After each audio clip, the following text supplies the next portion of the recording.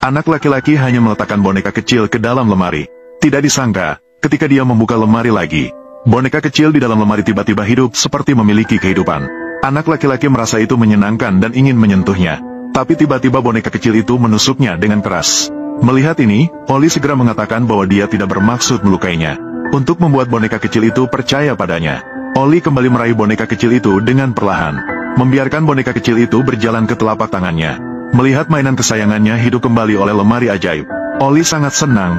Untuk mencari tempat tinggal yang nyaman bagi boneka kecil itu, dia berlari ke tumpukan mainan dan mulai mencarinya tanpa henti. Kemudian dia mengeluarkan sebuah tenda plastik untuk menjadi rumah bagi boneka kecil itu. Tapi ternyata boneka kecil itu tidak menyukainya. Pada saat itu, Oli memiliki ide brilian. Dia langsung memasukkan tenda plastik ke dalam lemari ajaib. Setelah lemari dibuka lagi, tenda plastik asli tiba-tiba berubah menjadi tenda kulit asli. Pemandangan ini membuat manusia kecil mainan terkejut. Sebenarnya diharapkan manusia kecil bisa beradaptasi dengan tempat tinggal baru. Tidak disangka keesokan paginya, manusia kecil mengatakan bahwa tidur di tenda tidak nyaman. Dia mengatakan ingin membuat sebuah rumah rumput alami di luar, agar manusia kecil bisa tidur nyaman sedikit. Oli akhirnya membawa manusia kecil keluar rumah dengan memeluknya. Kemudian pergi ke samping untuk menyiapkan sesuatu. Tidak disangka pada saat itu, seekor burung merpati justru salah mengira manusia kecil sebagai serangga. Langsung menyerangnya. Setelah Oli membuka kotak, mainan manusia kecil sudah digigit oleh burung merpati. Namun ini sama sekali tidak membuat Oli yang cerdas terkejut. Tiba-tiba dia memasukkan lagi seorang prajurit medis mainan ke dalam lemari. Kemudian menghidupkan kembali prajurit medis dari dalam lemari. Dilempar ke dekat mainan manusia kecil yang terluka. Anak laki-laki meletakkan seorang prajurit medis mainan ke dalam lemari. Setelah membuka lemari, prajurit medis tiba-tiba bangkit kembali dengan ajaib untuk membantu menyembuhkan luka pada boneka mainan yang terluka.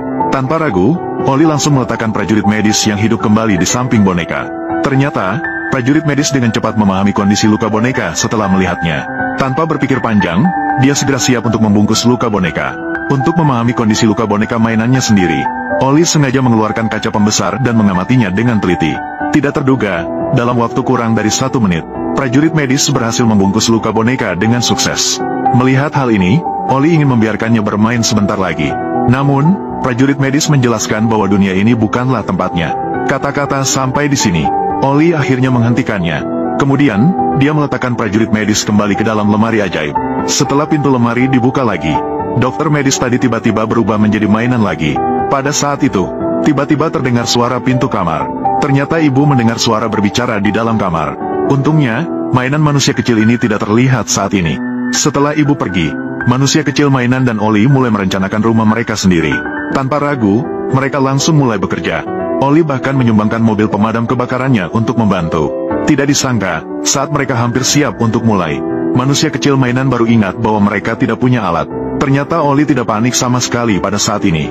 Dia langsung berlari ke tumpukan mainan. Dia mengambil seorang ksatria dan meletakkannya di dalam lemari. Kemudian, setelah ksatria itu hidup kembali, dia mengambil kapaknya. Ksatria itu belum mengerti situasinya. Dia kembali berubah menjadi mainan. Sekarang manusia kecil ini akhirnya memiliki alat yang cocok. Saat Oli sedang serius belajar di sekolah, si manusia kecil telah menyelesaikan kerangka rumah. Jangan bilang rumah ini terlihat cukup kokoh. Setelah Oli pulang sekolah, langsung menuju ke kamarnya. Pada saat itu, rumah si manusia kecil sudah sepenuhnya selesai dibangun. Tidak disangka Oli setelah melihat pemandangan di depannya, muncul sebuah ide berani, yaitu ingin membantu si manusia kecil menciptakan keluarga. Sebelum si manusia kecil sempat bereaksi, Oli langsung memasukkan mainan seorang tua Indian ke dalam lemari. Yang tak terduga adalah, si tua ini karena usianya yang sudah tua, baru saja hidup kembali tiba-tiba mengalami serangan jantung. Tidak bisa bernapas, malangnya meninggalkan dunia. Juga pada saat itu, Oli baru menyadari bahwa lemari ini agak menyeramkan. Ini adalah lemari yang dibuat langsung oleh Noah, di mana setiap mainan dimasukkan. Setelah dibuka, akan berubah menjadi makhluk hidup.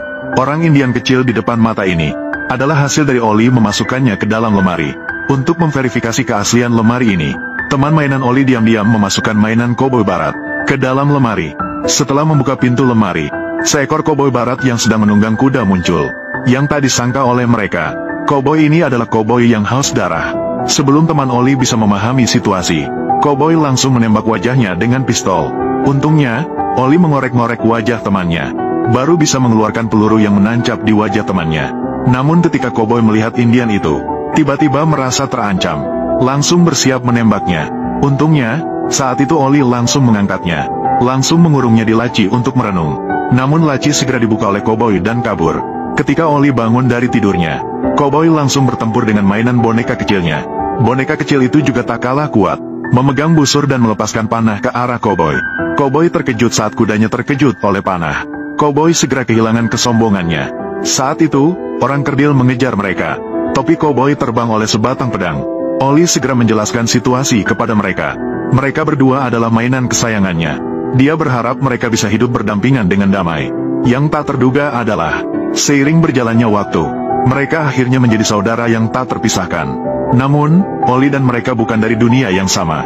Tak lama kemudian, orang kerdil mengungkapkan keinginan untuk pulang. Dan sang koboi juga mengucapkan selamat tinggal kepada Oli. Meskipun Oli sangat merindukan mereka, namun, dia sadar, mainan-mainan juga berhak memiliki kehidupan mereka sendiri. Dia harus menghormati pilihan mereka.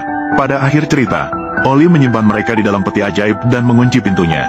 Setelah pintu lemari terbuka lagi, dua orang yang baru saja hidup, seketika kembali menjadi mainan. Pada saat ini, Oli tidak bisa lagi menahan. Air mata yang tak terbendung mengalir. Jika diberikan lemari ajaib yang ajaib seperti ini, apa yang ingin kamu masukkan ke dalamnya?